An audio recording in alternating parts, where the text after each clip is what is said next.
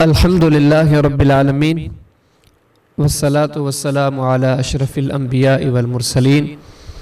نبینا محمد و آلہ و اصحابہ اجمعین اما بعد۔ عزیز ساتھیو، آج انشاءاللہ میں اس مختصر سی نشست میں آپ حباب کے سامنے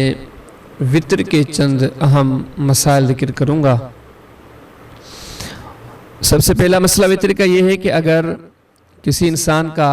رات کے آخری حصے میں قیام اللیل کرنے کا ارادہ ہو تو اسے چاہیے کہ امام کے ساتھ وتر نہ پڑھے بلکہ رات کے آخر ہی میں وتر پڑھے،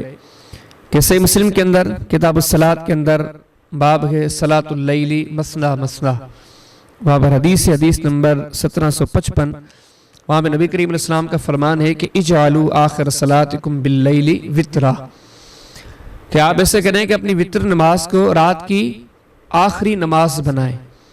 یعنی کہ اگر کوئی رات کو قیام اللیل کرنے کا ارادہ کرتا ہو تو رات کے ابتدا میں نہیں بلکہ رات کے انتہا ہی میں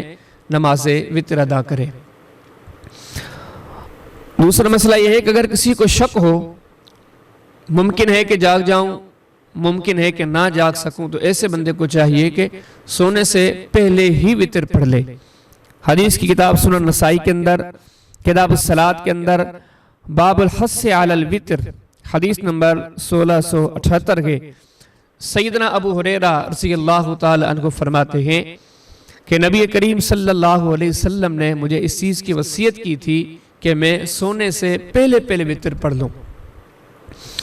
اسی طرح تیسری چیز میں آپ کے سامنے یہ ذکر کروں گا کہ نماز وتر کے تعداد کے سلسلے میں کم سے کم جو رکعات ہیں یا کم سے کم جو تعداد کے وہ ایک رکعت ہے۔ سنن ابی داؤد کے اندر کتاب الوتر کے اندر ایک باب ہے باب کم الوتر، حدیث کی نمبرنگ ہے 1422، وہاں پہ نبی کریم علیہ السلام کا فرمان ہے، آپ نے فرمایا کہ من احب ان یوتر بواحدۃ فلیفعل، اگر کوئی ایک وتر پڑھنا چاہے تو ایک وتر بھی پڑھ سکتا ہے۔ وتروں کی کم سے کم تعداد ایک ہے اور زیادہ سے زیادہ وتر کی تعداد 13 رکعت ہے۔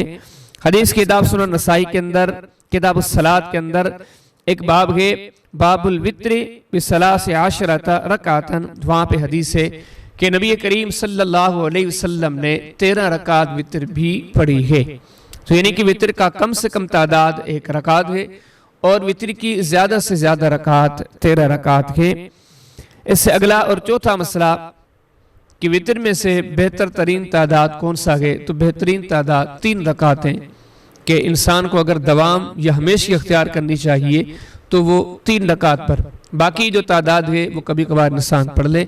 لیکن ہمیشہ کی 3 رکعت ہی پر ہونی چاہیے، کیونکہ نبی کریم صلی اللہ علیہ وسلم نے ہمیشہ کی 3 رکعت ہی پر کی ہے۔ صحیح مسلم کے اندر کتاب الصلاۃ کے اندر باب صلاۃ اللیل کے اندر، صحیح بخاری کے اندر کتاب الصلاۃ التراویح کے اندر باب فضل من قام رمضان کے اندر، اور بھی کئی کتب پر میں حدیث مبارکہ موجود ہے کہ اما عائشہ صدیقہ رضی اللہ تعالی عنہا نبی کریم صلی اللہ علیہ وسلم کی رات کی نماز کا جب تذکرہ فرماتی ہیں تو فرماتی ہیں کہ آپ صلی اللہ علیہ وسلم 11 رکعت پڑھتے تھے، 8 تراویح اور 3 وتر۔ یہ آگے سیدنا عمر رضی اللہ تعالیٰ کے بارے میں جو سب سے زیادہ معروف و مشہور روایات ہیں ان میں بھی یہی معلوم ہوتا ہے کہ آپ 3 رکعت وتر ہی پڑھتے یا پڑھاتے یا پڑھنے کا حکم دیتے تھے، کہ جیسے مطالعہ مالک کے اندر کتاب الصلاۃ کے اندر باب ما جاء فی قیام شہر رمضان کے اندر یہ حدیث مبارکہ موجود ہے۔ اچھا، 3 وتر کے اندر سب سے صحیح ترین پڑھنے کا جو طریقہ ہے وہ یہ کہ انسان 2 رکعت پڑھ کے سلام پھیر دے اور 1 رکعت الگ پڑھے۔ یہ طریقہ نبی کریم علیہ السلام سے صحیح ثابت ہے، بلکہ یہی طریقہ نبی کریم علیہ السلام سے باسند صحیح ثابت ہے۔ صحیح مسلم کے اندر کتاب الصلاۃ کے اندر باب صلاۃ اللیل مثنی مثنی، حدیث کی نمبرنگ ہے 1750، سنن ابن ماجہ ابواب اقامت الصلاۃ والسنۃ فیہا باب ما جاء فی الوتر، حدیث کی نمبر 1177۔ ان دونوں کتابوں سمیت کئی کتب میں نبی کریم علیہ السلام سے یہی طریقہ منقول ہے کہ آپ صلی اللہ علیہ وسلم جو 3 رکعت پڑھتے تھے، آپ اس کے 3 رکعت پڑھنے کا طریقہ یہ ہوتا تھا کہ 2 پڑھ کے سلام پھیرتے اور 1 رکعت الگ پڑھتے تھے۔ اب اس کی تشریح میں یہ چیز بھی میں آپ کے سامنے ذکر کرتا چلوں کہ ہمارے معاشرے میں جو 3 رکعت وتر کی ادائیگی کا ایک غلط طریقہ رائج ہے کہ ہم این مغرب کی 3 رکعت کی طرح وطر پڑھتے ہیں، جن کے بیچ میں تشہد کرتے ہیں، پھر اٹھ کے پھر تیسری رکعت پڑھتے ہیں، تو یہ نماز وطر کا طریقہ شرعاً ممنوع ہے۔ حدیث کی کتاب سنن دارقطنی کے اندر کتاب الوطر کے اندر ایک پورا باب ہے، لا تشبہ الوطر بصلاۃ المغرب، حدیث کی نمبرنگ ہے 1650۔ وہاں پہ نبی کریم علیہ السلام کے فرمان موجود ہے، آپ نے فرمایا کہ وَلَا تُشَبِّهُ بِالصَّلَاةِ الْمَغْرِبِ، کہ وطر نماز کو مغرب کی نماز جیسا نہ پڑھو، جیسے 3 رکعت مغرب کی پڑھتے ہو ویسے ہی 3 رکعت وطر کی پڑھتے ہو، نہیں ایسے نہیں ہونا چاہیے، بلکہ وطر کیسے پڑھنا چاہیے، جو طریقہ میں نے صحیح احادیث سے آپ کے سامنے رکھا کہ 2 رکعت پڑھ کے سلام پھیر دیا جائے اور 1 رکعت الگ پڑھی جائے۔ اجا اس معاملے میں بعض لوگوں کو یہاں سے بھی غلطی لگی ہے کہ سنن دارقطنی کے اندر ایک روایت ہے کتاب الوطر کے اندر، باب ہے الوطر ثلاث کثلاث المغرب، حدیث کی نمبرنگ ہے 1653، کہ وہاں پر یہ الفاظ ہیں کہ آپ وطر ایسے پڑھیں کہ وطر النہار صلاۃ المغرب، کہ مغرب کی نماز کی طرح۔ لیکن یاد رہے کہ اس روایت کے امام دارقطنی رحمہ اللہ نے صرف ذکر ہی نہیں کیا، بلکہ ذکر کرنے کے بعد امام دارقطنی رحمہ اللہ یہ بھی وضاحت کر دیتے ہیں کہ یہ روایت صحیح ثابت نہیں ہے۔ اس روایت کے راوی ہیں یحییٰ بن زکریا کوفی، امام دارقطنی رحمہ اللہ فرماتے ہیں کہ وہ محدثین امت کے ہاں ناقابل اعتماد ہیں، اور ان کی یہ بیان کردہ روایت غیر ثابت ہے، یعنی کہ اس سے ثابت شدہ وطر کا جو طریقہ ہے یہ غیر ثابت ہے۔ اگلا وطر کا یہ مسئلہ ہے کہ وطر کی دعا رکوع سے پہلے پڑھنی چاہیے یا بعد میں، تو اس بارے میں راجح بہتر اور اصل یہی ہے کہ پہلے پڑھنی چاہیے۔ تو سنن ابن ماجہ کے اندر ابواب اقامت الصلاۃ والسنۃ فیہا، باب ما جاء فی القنوت قبل الرکوع وبعد، حدیث کی نمبرنگ 1182۔ سیدنا ابی بن کعب رضی اللہ تعالی عنہ فرماتے ہیں کہ نبی کریم صلی اللہ علیہ وسلم دعائے قنوت وطر نماز میں رکوع سے پہلے پڑھتے تھے۔ اسی کے ساتھ یہ چیز بھی آپ کے سامنے ذکر کرتا چلوں کہ ہمارے ہاں کافی لوگ جب یہ دعا پڑھنے لگتے ہیں تو اس سے پہلے تکبیر کہتے ہیں، سورہ فاتحہ پڑھتے ہیں، سورہ فاتحہ کے بعد کوئی اور سورت پڑھتے ہیں، اس کے بعد وہ تکبیر کہتے ہیں، اور تکبیر کے بعد وہ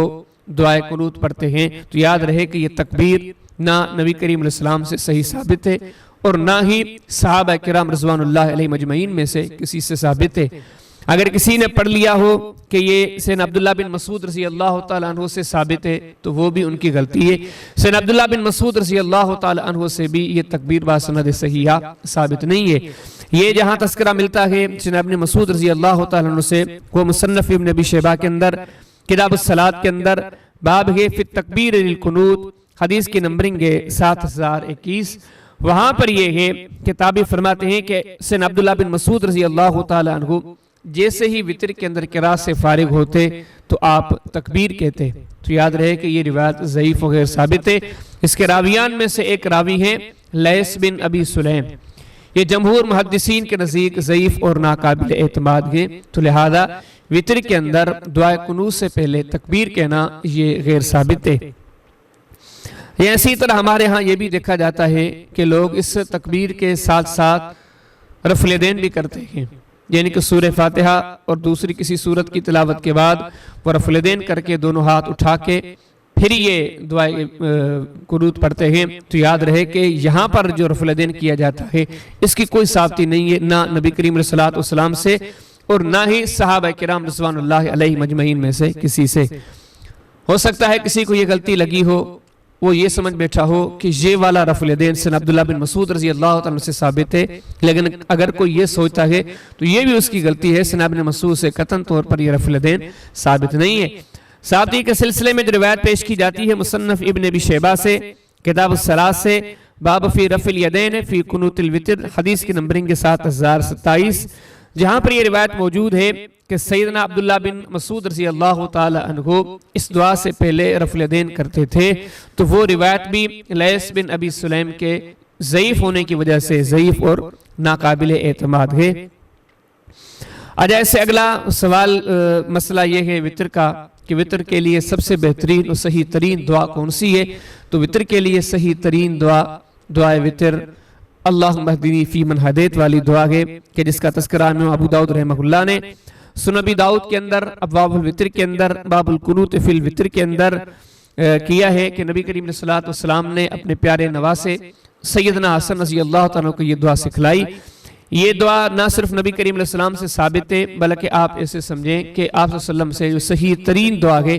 وہ یہی ہے کہ امام ترمذی رحمہ اللہ اپنی سنن ترمذی کے اندر ابواب الوتر کے اندر باب ما جاء فی القنوت بعد الوتر کے اندر حدیث نمبر 464 کے بعد امام ترمذی رحمہ اللہ اس دعا کا تذکرہ کرتے ہوئے اللہم اہدنی فی من ہدیت اس کا تذکرہ فرماتے ہوئے امام ترمذی فرماتے ہیں کہ نبی کریم علیہ السلام سے صحیح ترین جو دعا ہے دعائے قنوت وہ یہی ہے. اس سے زیادہ بہتر اور صحیح نبی کریم علیہ السلام سے کوئی دوسری دعا ثابت نہیں ہے. وتر کا اگلا مسئلہ بھی آپ کے سامنے ذکر کرتا چلوں. کافی لوگ ہوتے ہیں جو کہتے ہیں کہ ہمیں دعائے قنوت یاد نہیں, ہم کیا پڑھیں کیا کریں,